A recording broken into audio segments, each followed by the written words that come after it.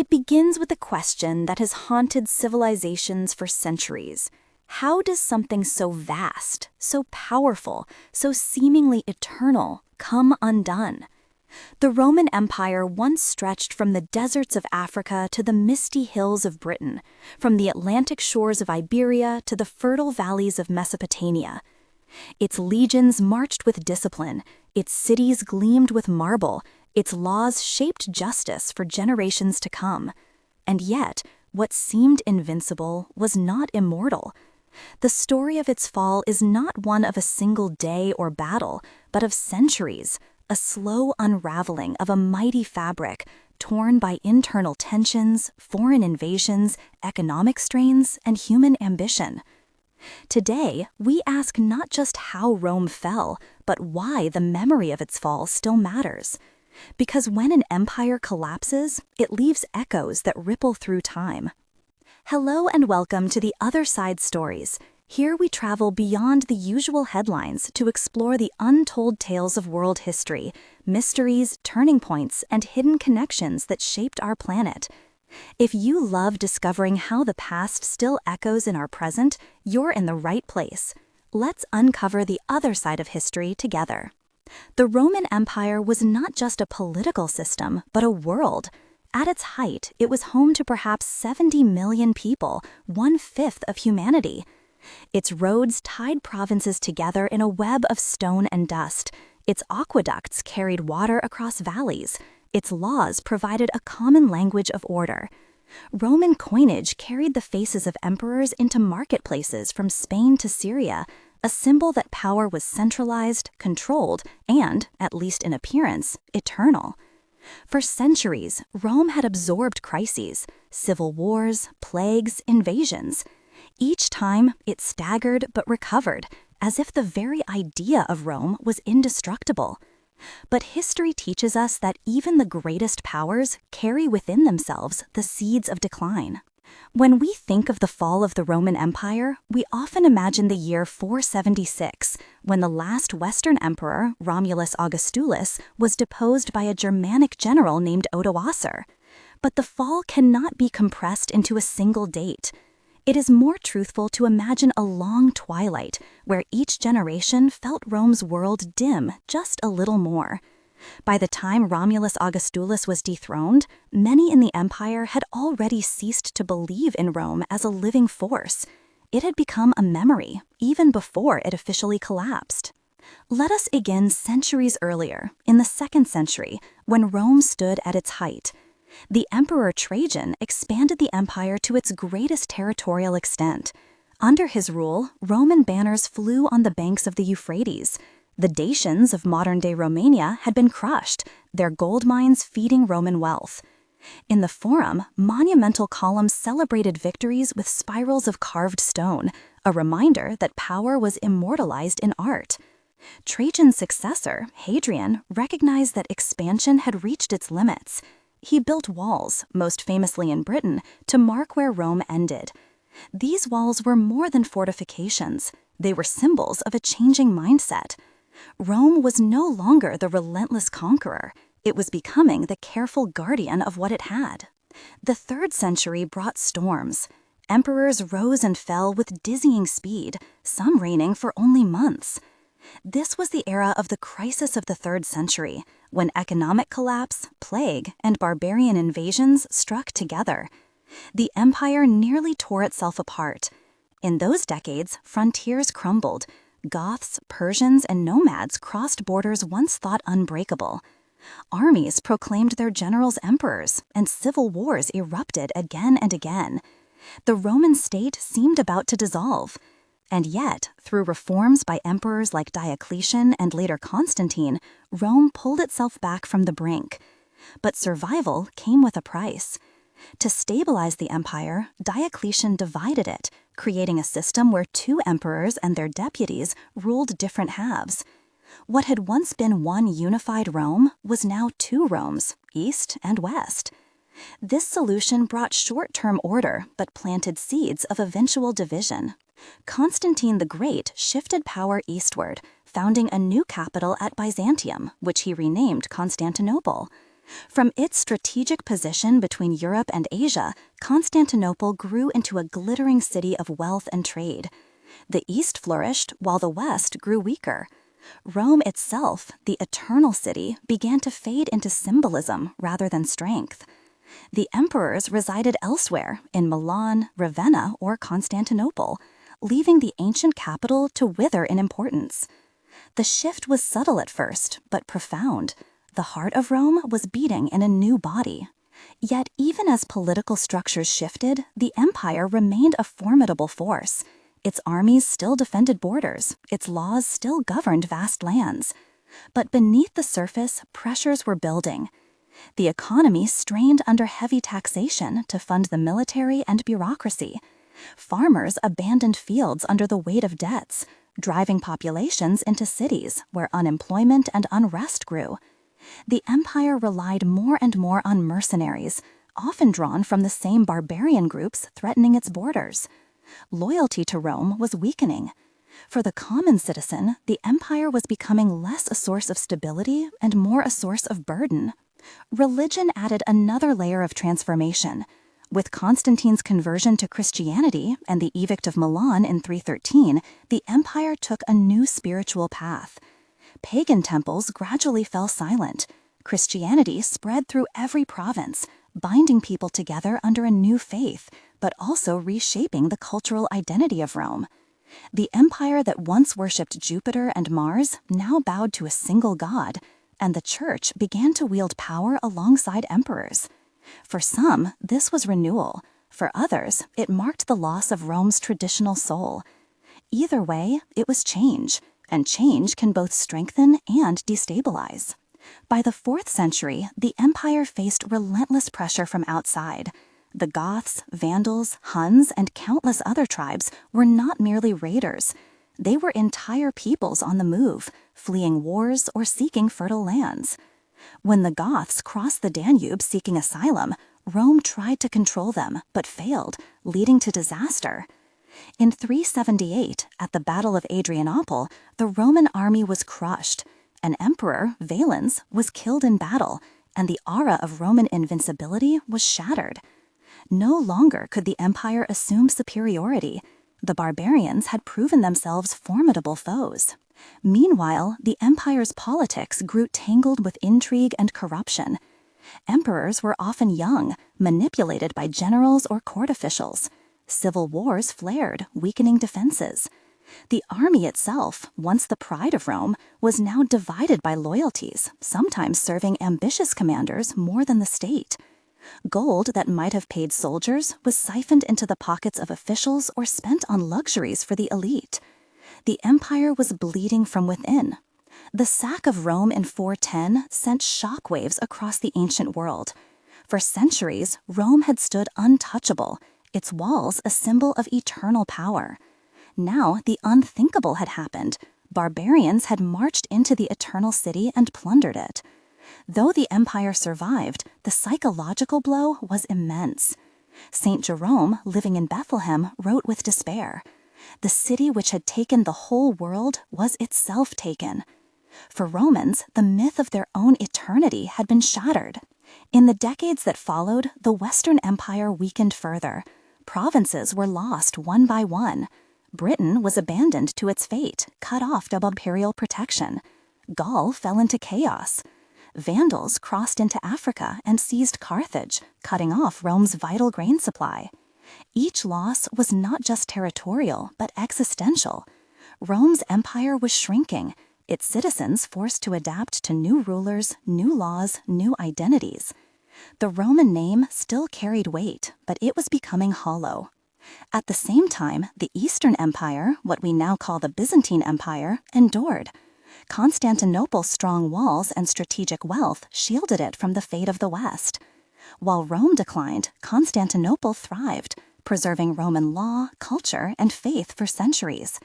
The empire had not vanished, it had shifted eastward. But for those in the western provinces, the collapse was undeniable. They watched the familiar structures of Roman life dissolve into uncertainty. The final act came in 476. A young boy, Romulus Augustulus, sat on the throne in the west. He was emperor in name only, with little real power. A Germanic general, Odoacer, deposed him and declared himself king of Italy. The imperial regalia was sent to Constantinople, a gesture that symbolized the end.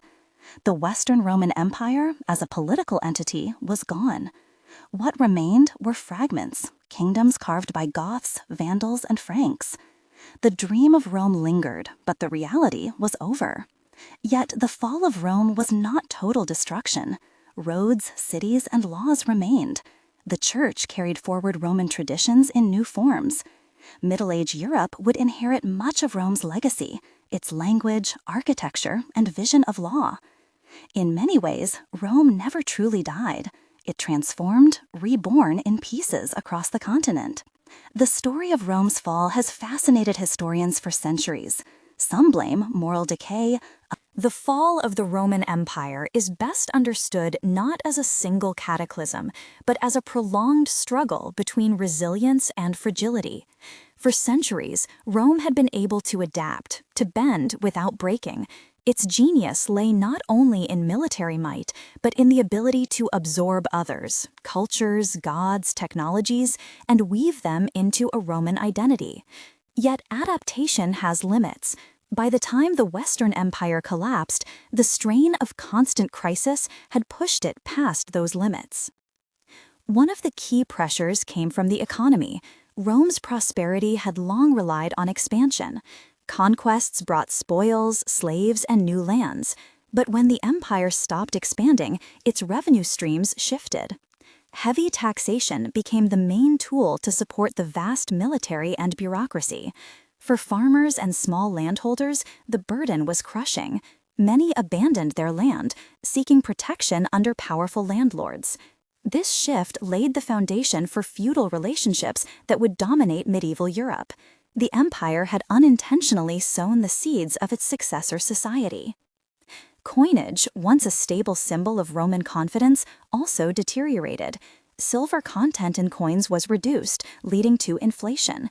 Confidence in currency eroded, trade declined, and barter replaced money in many areas. Economic vitality, once the lifeblood of Roman cities, began to dry up. Markets grew smaller, long-distance trade routes became dangerous, and urban centers lost their vibrancy. Rome was no longer the bustling commercial hub it had been in earlier centuries. Meanwhile, the social fabric strained under inequality. The elite lived in luxury, surrounded by villas, servants, and banquets. They decorated their halls with mosaics and imported delicacies from across the Mediterranean. Yet for the majority, life was increasingly precarious. Free peasants struggled under taxes, while slaves bore relentless labor. The gap between rich and poor widened until the empire seemed to be two societies, one gilded, one desperate. In times of crisis, this division meant fewer people felt invested in the empire's survival. Why defend a system that demanded so much and gave so little? Political instability only deepened the fracture. The 3rd century had shown how easily power could shift. Emperors were made and unmade by the army, sometimes reigning only weeks before being assassinated or replaced. Even when reforms brought temporary stability, trust in imperial leadership never fully recovered. Each new emperor promised restoration, but each also had to fend off rivals. Civil wars were frequent, draining resources and leaving borders vulnerable. The very institution of the emperor, once the anchor of Rome, had become a revolving door. We must also consider the human element. Leadership mattered, and in the final centuries, Rome suffered from a lack of consistent, visionary rulers. Some emperors, like Constantine or Theodosius, managed to impose order for a time, but many others were either weak, inexperienced, or consumed by personal ambition. A young child might inherit the throne, manipulated by advisors or generals, or an emperor might prioritize personal gain over public good. In an empire as vast as Rome, leadership could not afford mediocrity, and yet mediocrity often prevailed. We must also consider the human element. Leadership mattered, and in the final centuries, Rome suffered from a lack of consistent, visionary rulers. Some emperors, like Constantine or Theodosius, managed to impose order for a time, But many others were either weak, inexperienced, or consumed by personal ambition. A young child might inherit the throne, manipulated by advisors or generals.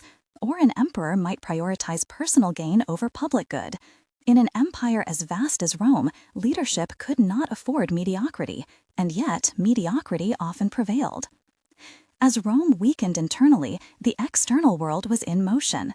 The great migrations of peoples across Eurasia reshaped the map. Pressures from Central Asia pushed tribes westward. The Huns, fierce horsemen from the steppes, struck terror wherever they rode. Their arrival sent ripples across Europe, displacing Goths, Vandals, and others who sought refuge in Roman lands.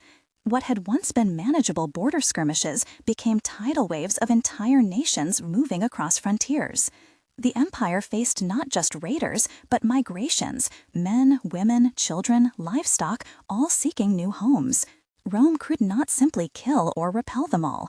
It had to negotiate, to settle, to adapt. Each accommodation, however, chipped away at sovereignty. The Battle of Adrianople in 378 was one such turning point. The Goths, mistreated and exploited by Roman officials, rose in revolt.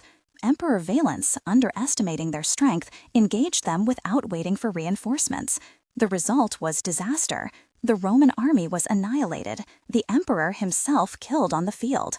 Rome had suffered defeats before, but Adrianople was different. It revealed a new reality. Rome could no longer guarantee military superiority. Barbarians could not just be resisted, they could win. After Adrianople, the empire increasingly relied on barbarian groups as allies or federates, granting them land in exchange for military service. This was pragmatic in the short term, but corrosive in the long run. These groups fought for Rome, but their loyalty was conditional. They retained their own leaders, their own identities, their own ambitions. Rome's armies became less Roman, more a patchwork of foreign contingents. Trust eroded, as allies sometimes turned against their benefactors when promises went unmet. The sack of Rome in 410 by Alaric and his Visigoths crystallized this shift. Though the damage was less physical than imagined, the city was not burned to the ground, the psychological impact was immense. For 800 years, Rome had been untouchable. Now its gates were breached, its treasures looted. The idea that Rome was eternal crumbled. Citizens who had believed in the empire's divine favor were forced to confront a darker reality. Their world could be violated. Augustine of Hippo, writing in the wake of the sack, reflected on the impermanence of earthly cities compared to the city of God. Rome's fall was not just political, it was spiritual, cultural, existential. Yet Rome endured another half-century, struggling to reclaim stability. The emperors of the 5th century were often figureheads, while real power lay with generals. Stilicho, Aetius, Ricimer, these names mark the era when military strongmen dominated politics. Sometimes they held back the tide, as when Aetius defeated Attila the Hun at the Battle of the Catalonian Plains in 451. For a moment, it seemed the old Roman courage still lived, but victories were fleeting. Attila withdrew, but the empire gained no lasting strength. Each success was temporary, each reprieve shorter than the last. The Vandals' conquest of North Africa was especially devastating. Carthage had been one of the empire's richest provinces, supplying Rome with grain and wealth. When the Vandals seized it in 439, they cut out the heart of Rome's economic lifeline. The Vandals also mastered the seas, turning into pirates who raided Italy. In 455, they returned to Rome and plundered it once again. The empire was humiliated, reduced to bargaining for survival. Without Africa, Rome's finances collapsed further. The empire could no longer sustain itself. By this time, provinces had grown accustomed to life without Roman protection. Local leaders rose, new identities formed. The Western Empire's grip loosened until it was more symbolic than real. Emperors reigned in name but ruled little. Romulus Augustulus, the final Western emperor, was only a boy when Odoacer deposed him in 476. His fall was quiet, almost anticlimactic. There was no great battle, no grand finale, just the quiet end of a once mighty institution. Rome had not been destroyed overnight, it had dissolved over generations. But what of the Eastern Empire? Constantinople remained strong, its walls unbreached, its wealth intact. The Byzantine Empire preserved Roman law, art, and tradition for another 1,000 years. To them, Rome had not fallen at all. They called themselves Romans long after the West disappeared. The fall of Rome, then, was not the end of a people, but the end of a political order in the West. The dream continued elsewhere, reshaped and redefined. Why, then, does the fall of Rome still capture our imagination? Perhaps because it warns us of fragility. We look at Rome and see both brilliance and blindness. Its architecture, literature, and law inspire us. But its mistakes, overextension, corruption, inequality, complacency, haunt us. Every empire, every great power, has wondered, could we fall as Rome did? Historians debate whether the analogy is fair, but the question itself shows Rome's enduring shadow. The fall was not just a past event, it is a metaphor, a mirror. To explore this fall fully, we must also look at culture. In its prime, Rome had been a center of literature, philosophy, and art. Poets like Virgil, historians like Tacitus, philosophers like Seneca, these names shaped Western thought. But by the late Empire, intellectual life shifted. Christianity redirected energies from classical philosophy to theology. Great works like Augustine's Confessions emerged, blending Roman intellect with Christian faith. Yet this transition also marked a turning away from the pagan world that had defined Rome. Temples fell silent, amphitheaters emptied, gladiatorial games faded. The cultural heart of Rome transformed into something new. Was this decline or evolution? The answer depends on perspective. Urban life also decayed. Once grand cities shrank. Aqueducts crumbled when maintenance ceased, leaving populations without water. Forums that once buzzed with merchants grew quiet. The collapse of trade meant fewer goods reached cities, forcing people back into rural life. The urban civilization that had defined Rome gave way to a more localized agrarian war. When we imagine the collapse of Rome, it is tempting to see it only in the grand strokes. Emperors falling, cities burning, armies defeated. But the deeper story lies in the gradual erosion of trust and identity, the slow shift in how Romans themselves saw their world. In the beginning, to be Roman was a badge of pride, a guarantee of protection, prosperity, and belonging. By the end, the title meant little. Citizenship had been universalized under Emperor Caracalla in 212, making all free inhabitants of the empire technically Roman citizens. This broadened Rome's identity, but it also diluted its meaning. What once distinguished Rome from the world became vague. Being Roman no longer guaranteed stability or privilege. The empire's cohesion was weakening from within. Another subtle but powerful factor was the changing character of the army. The Roman legions of earlier centuries had been disciplined, loyal, and deeply Roman in spirit. They built roads, founded colonies, and maintained a sense of order wherever they marched. But by the late Empire, this character shifted. More and more soldiers were recruited from outside, drawn from Germanic tribes or other non-Roman peoples. These recruits were fierce fighters, but their loyalty was complex. They often fought for pay or land, not for the abstract ideal of Rome. In some cases, they fought against their former comrades when alliances shifted. This dependence on foreign troops became a double-edged sword. Rome needed them, but could not always control them. Consider the Visigoths. Once refugees seeking shelter within the empire, they became one of its greatest threats. After Adrianople, their relationship with Rome was strained but unavoidable. Sometimes allies, sometimes enemies, they moved through the empire like a force of nature. In 410, their leader, Alaric, sacked Rome, shocking the world. But Alaric himself had not set out to destroy Rome. He had wanted recognition, land, and fair treatment for his people. Rome's inability to accommodate him turned potential allies into invaders. The fall was not always about hatred of Rome. It was often about Rome's failure to adapt with justice and foresight. The Vandals tell a similar story. Originally from Central Europe, they moved through Gaul and Spain before crossing into North Africa. There, they seized Carthage, a jewel of Roman power. From this base, they built a naval empire, launching raids across the Mediterranean. In 455, they famously returned to Rome itself, looting it thoroughly.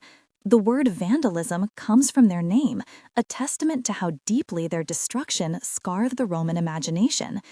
Yet even the Vandals were not merely destroyers.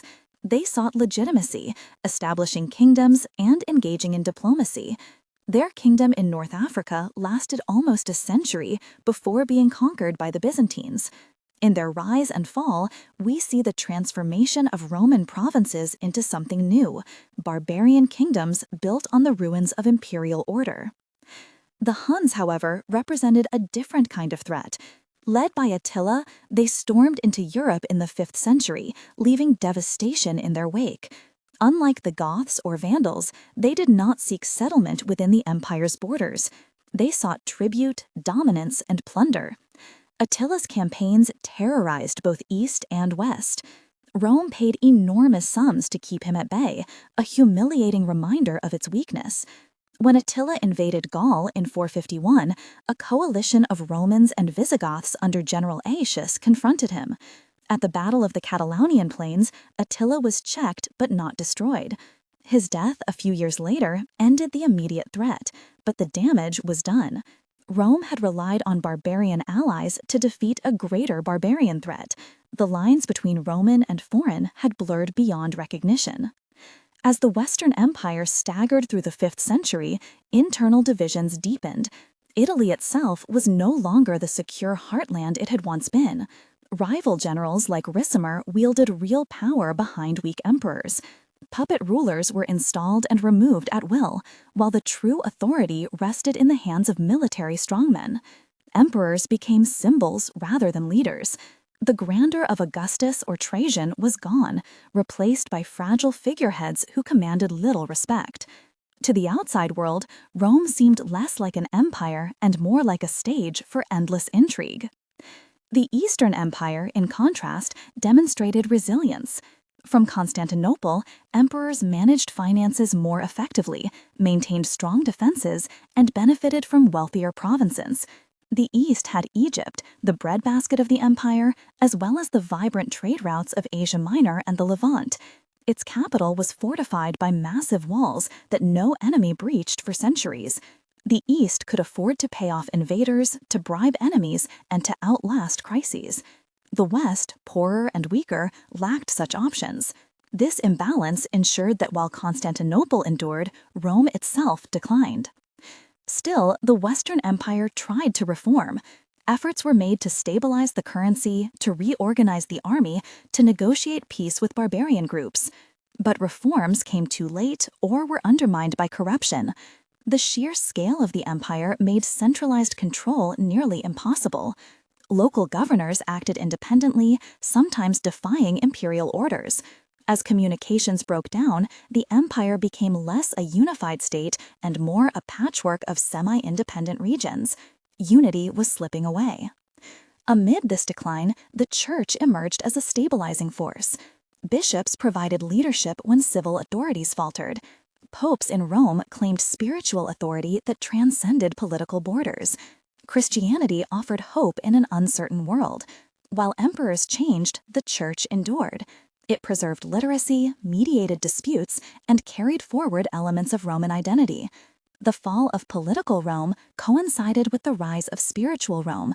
The city that lost its empire became the center of Christendom, shaping medieval Europe for centuries.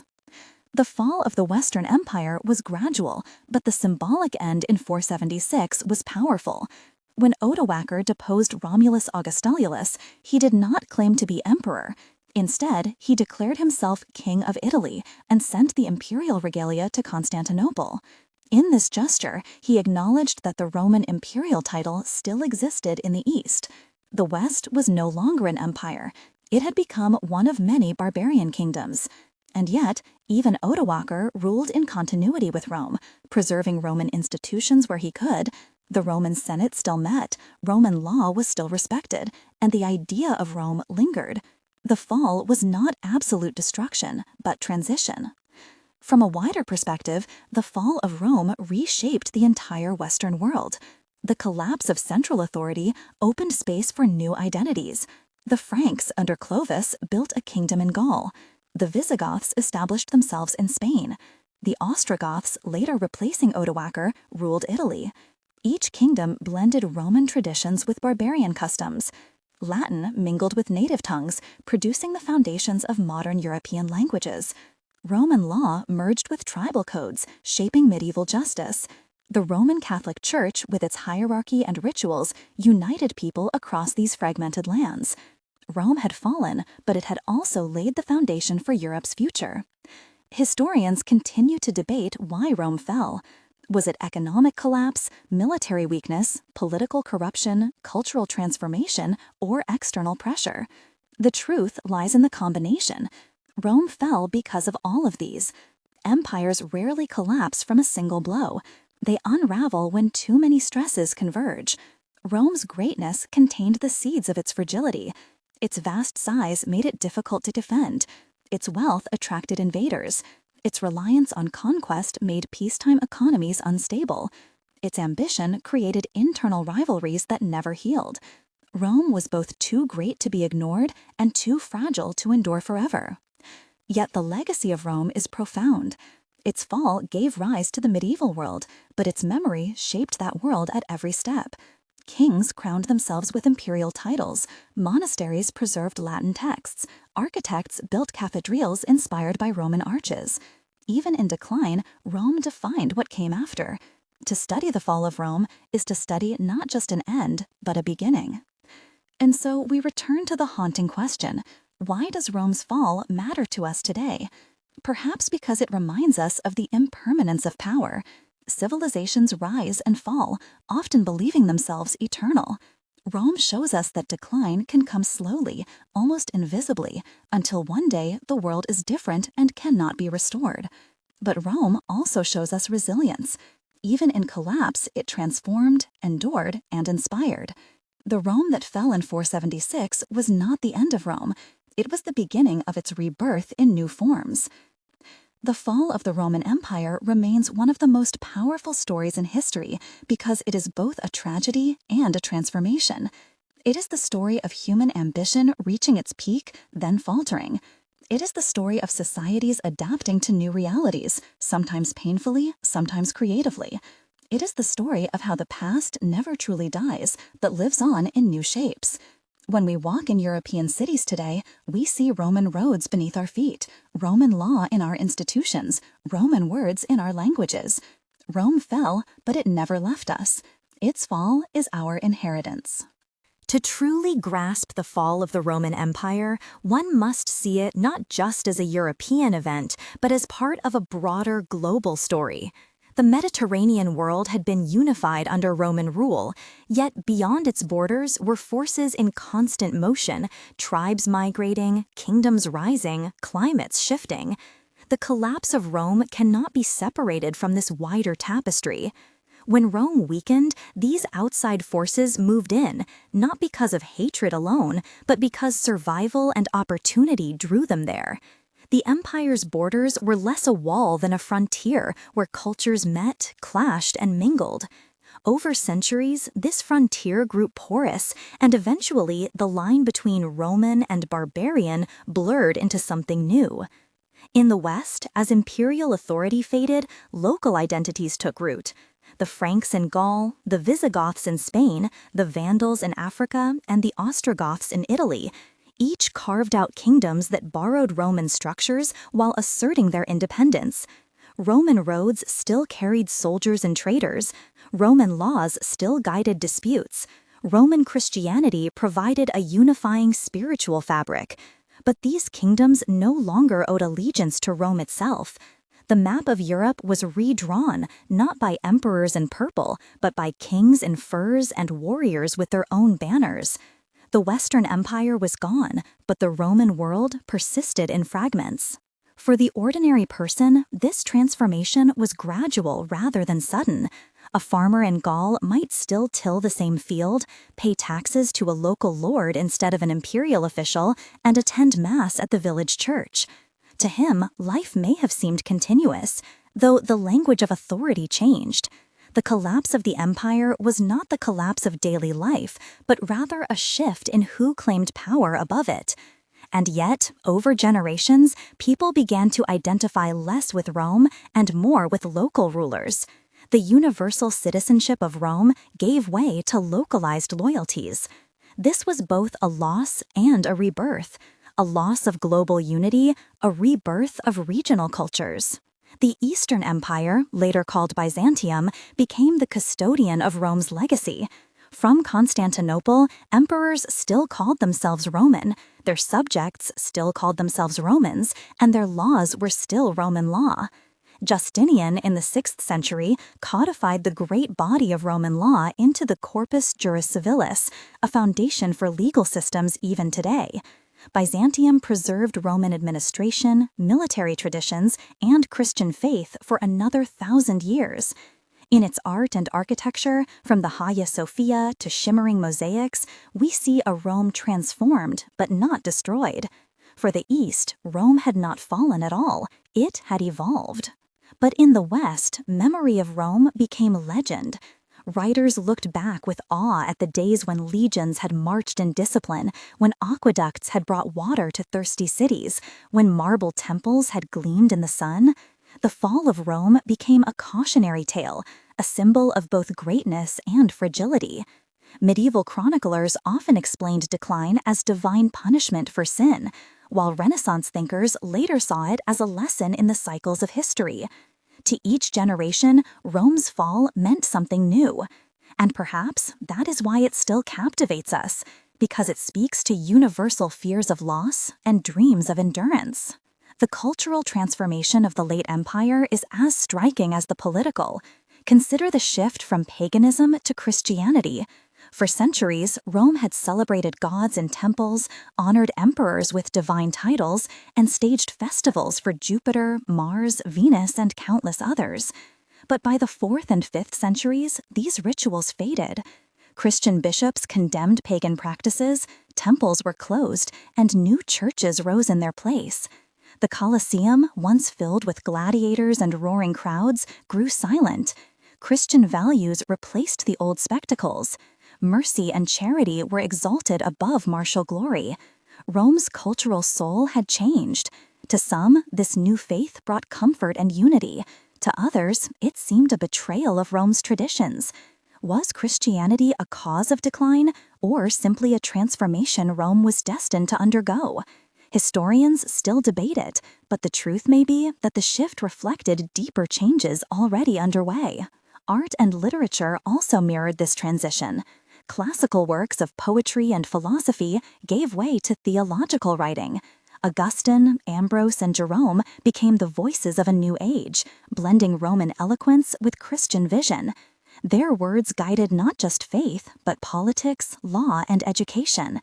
In their works, we see the continuity of Roman intellect, redirected toward new horizons. The empire's fall did not extinguish thought, it redirected it. The heritage of Rome lived in monasteries, scriptoria, and cathedrals carried forward into the medieval world. The collapse of centralized government also changed the very idea of power.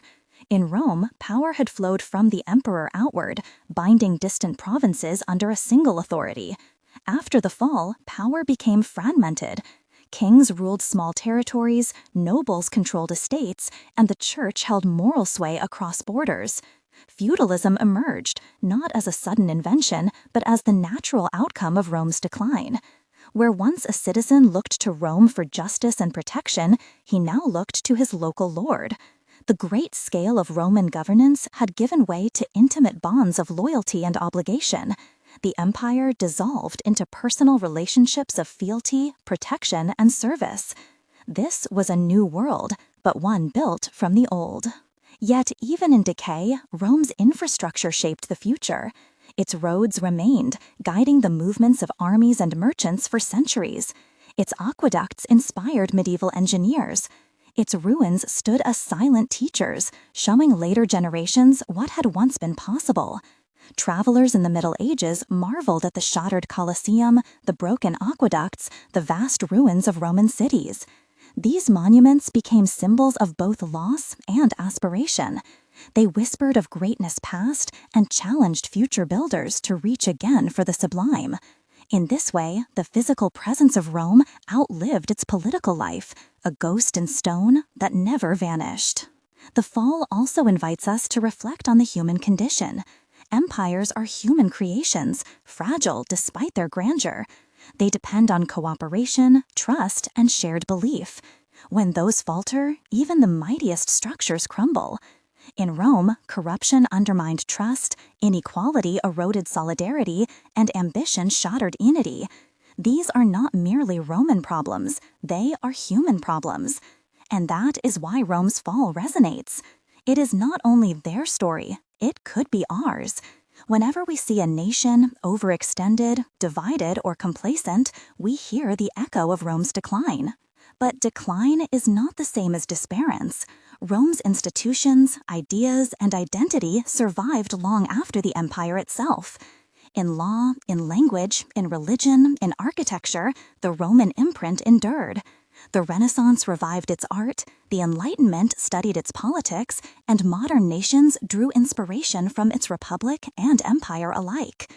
America's founding fathers studied Rome closely, naming their Senate after Rome's, decorating their buildings with Roman columns, and warning against Rome's mistakes. Napoleon dreamed of being a new Caesar. Mussolini claimed to restore the Roman Empire. Moscow called itself the Third Rome. The fall of Rome became more than history. It became a symbol, a lesson, and sometimes a dream to resurrect. Even today, the fall of Rome sparks debate. Was it inevitable?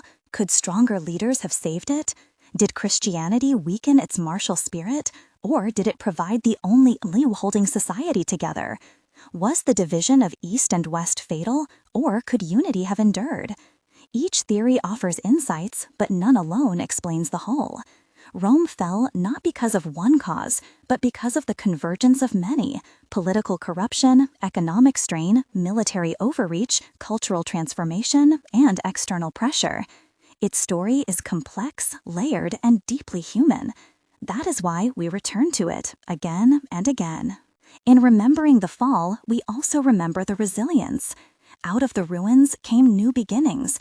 The Byzantine Empire in the east, the kingdoms of Europe in the west, the enduring power of the church, the continuity of language and law. Rome transformed but did not vanish. Its fall is the end of one age and the birth of another. And perhaps that is the greatest lesson, that endings are never final, but passages to something new. The story of the Roman Empire is thus not merely one of collapse, but of continuity through change. The empire that seemed eternal was not, but the civilization it built proved more enduring than any emperor could have imagined. Rome's roads still carry us. Rome's laws still govern us. Rome's words still shape our speech. Rome's dreams still haunt our politics. When we speak of its fall, we speak not of an end, but of a transformation that still echoes in our world today. If we follow the echoes of Rome's fall into the centuries that came after, we see how profoundly its shadow stretched across time. For those who lived through the decline, it may have felt like chaos, even apocalypse. But to later generations, the memory of Rome became a guiding star. Charlemagne in the 9th century sought to revive the empire, crowned by the Pope as Emperor of the Romans. His court consciously imitated Roman traditions, seeing in the ancient empire a model for unifying Europe. The Holy Roman Empire that followed was never truly Roman nor wholly united, but the name itself shows how the ghost of Rome endured. To claim Rome was to claim legitimacy, prestige, and continuity with the greatest power the world had known. Medieval kings and popes wrestled with Rome's legacy in other ways. The papacy, centered in the very city where emperors once ruled, became the new Rome, wielding spiritual power across Europe. Pilgrims came to Rome not to see emperors, but to honor saints and martyrs. The Eternal City transformed from political capital to spiritual beacon. In this way, Rome outlived its empire by redefining itself. The ruins of the Forum stood alongside churches built from their stones. Pagan monuments were Christianized. Temples became basilicas. Triumphal arches framed processions of bishops rather than generals. Rome adapted, and through adaptation, it never ceased to matter. The Renaissance, centuries later, would look back to Rome with awe and longing. Artists studied Roman ruins, architects revived classical forms, and humanists pored over Latin manuscripts preserved by monks. To Renaissance thinkers, Rome was not only a lost golden age, but a challenge to create something equally magnificent. Michelangelo and Raphael worked in the shadow of Roman art. Machiavelli wrote political theory with Roman history in mind. Even as they sought to move forward, they did so by reaching back to Rome's memory. The fall of the empire had left behind seeds that sprouted anew when the world was ready. The Enlightenment and modern era carried the legacy even further. Thinkers like Montesquieu and Edward Gibbon studied Rome not only as history, but as warning. Gibbon's monumental decline and fall of the Roman Empire in the 18th century argued that luxury, corruption, and the loss of civic virtue had doomed Rome. For him, the fall was a moral lesson, a caution to modern nations not to repeat the same mistakes. His words influenced politicians and philosophers alike. Across the Atlantic, America's founders studied Rome with equal intensity. They saw in the Roman Republic both inspiration and warning. They borrowed Rome's Senate, its ideals of citizenship, its language of law. But they also remembered how republics could decay into dictatorships. In designing their own government, they sought to avoid the pitfalls that had undone Rome. Thus, Rome's fall shaped not only the past, but the very structure of modern democracy. Even in popular culture, the memory of Rome endures. Films, novels, and television series return again and again to the drama of its rise and fall. Gladiators, emperors, legions, and barbarians populate our imaginations. Rome has become both history and myth, a story retold in every generation because it speaks to something timeless in us. We admire its greatness, we fear its collapse, and we recognize in its fate the fragility of human achievement. To speak of Rome is to speak of the human dream of building something eternal, and the sobering truth that eternity belongs to no empire.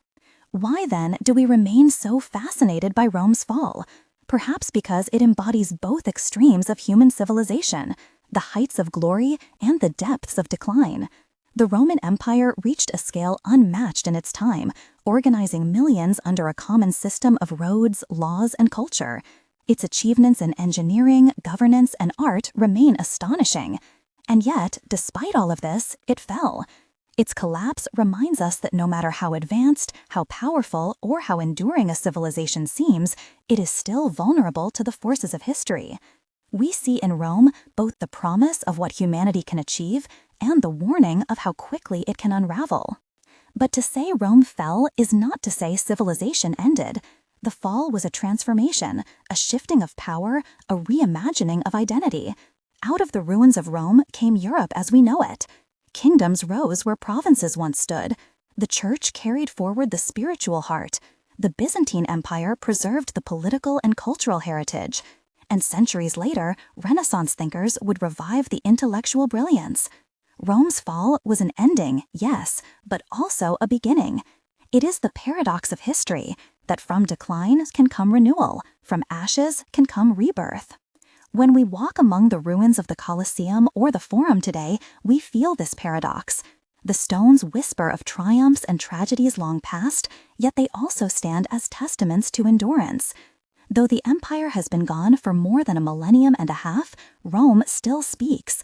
It speaks in the languages we use, the laws we follow, the architecture we admire, the dreams we chase. Rome fell, but Rome is still with us. Its fall was a transformation into something larger than empire, a memory that shapes the world.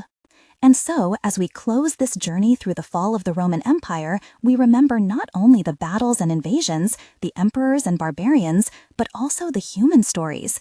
The citizens who lived through uncertainty, the soldiers who fought for survival, the bishops who guided communities, the farmers who endured. For them, the fall was not a grand narrative, but daily life, hunger, fear, faith, and hope.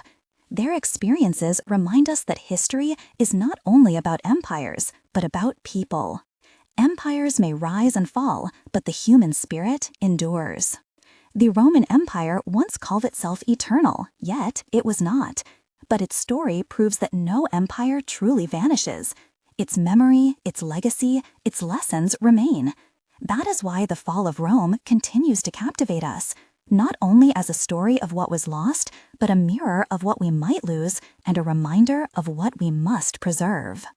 Thanks for watching The Other Side Stories. If you enjoyed this journey through history, don't forget to like, subscribe, and share with fellow explorers. Your support helps us bring more forgotten stories to light. Until next time, keep wondering about the past that shapes our future.